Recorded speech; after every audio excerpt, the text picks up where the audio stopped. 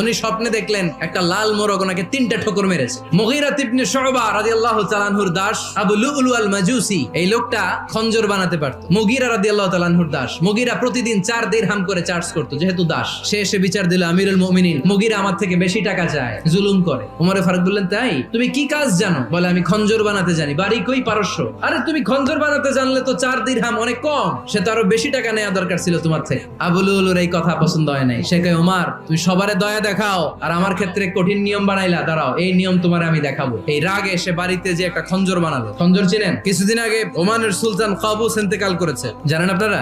ওনার এই কোমরের মধ্যে খঞ্জর থাকতো, ছবিতে দেখছেন? আরব শায়েখ যারা সুলতান আমির, সে বাসায় যে একটা খঞ্জর বানালো, যেই খঞ্জরের 2 মাথা আর ধরার হ্যান্ডেলটা মাঝখানে, এদিকেও ছুরি এদিকেও ছুরি, যাতে এইভাবে মারা যায়। সে ধার দিতে লাগলো আর বললো, ওমর দাঁড়াও তোমার আমি দেখাবো। ওমরে ফারুক মসজিদে নববীর ইমাম, ফজরের নামাজের সময় এই আবু লুলু আল মাজুসি চাদর পরে লুকিয়ে লুকিয়ে সে অগ্নি